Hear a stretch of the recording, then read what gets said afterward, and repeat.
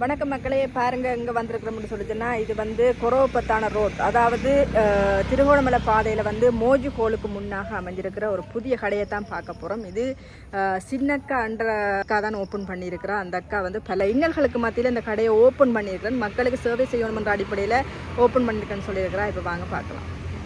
கடந்த 6 மாதமாக கடையில் தேடி தேடி தேடி தெரிஞ்சு இப்போ கடைசியாக ஒரு கடையை வந்து எடுத்து அதை ஃபிட்டிங் எல்லாம் செய்து சட்டப்படி எல்லாம் தயார்படுத்தி வச்சிருக்கிறா.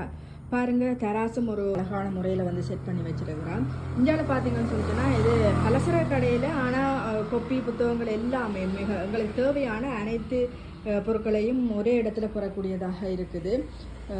இந்தியாவில் அப்படியே பார்த்தோம்னு சொல்லிட்டோன்னா இந்தியாவில் பிஸ்கட் ஐட்டங்கள், எங்கர் ஐட்டங்கள், ரத்தி, அதை வந்து நெஸ்ட் மோல்ட்டு அப்படியான ஐட்டங்களும் வச்சுருக்குது. இந்தியாவில் பாருங்கள், இந்தியாவில் ஒரு பகுதியில் வந்து அப்படியே புத்தகங்கள் கொப்பியல் தான் அடுக்கி வச்சிருக்கிறா. வந்து நான் கேட்டதுக்கு வந்து எப்படி வியாபாரம்னு சொல்லி நாங்கள் கேட்டதுக்கு வந்து வியாபாரம் இப்போ ஓரளவுக்கு பரவாயில்லன்ற மாதிரியும், இனி காலம் போக போக இதுதானே புதுசு, காலம் போக போக நல்ல முறையில் நடக்கும்னு சொல்லியிருந்தா.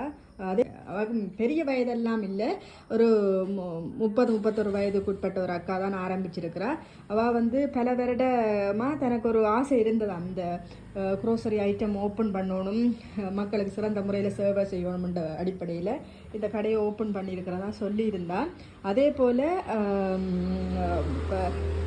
விலை வேறு கடையில் விற்கிற விலையை விட இந்த கடையில் மிகவும் குறைஞ்ச விலையில் தான் எல்லா பொருட்களும் மக்களால் பெற்றுக்கொள்ள முடியும்னு சொல்லியிருந்தேன்.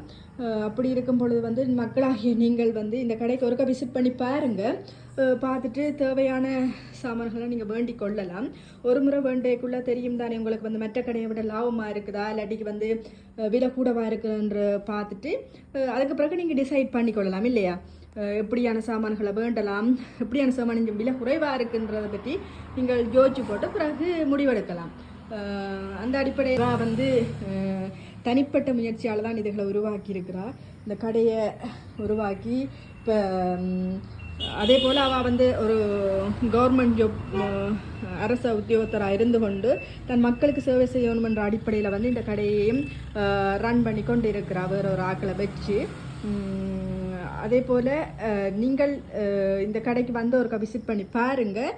அதே போல் வேறு ஆக்களும் பயனடையணும்னு சொன்னால் அவர்களுக்கும் ஷேர் பண்ணிக்கொள்ளுங்கள். அவையிலும் வந்து பார்த்து தேவையான சாமான்களை பெற்றுக்கொள்ளக்கூடியதாக இருக்கும். நன்றி மக்களே.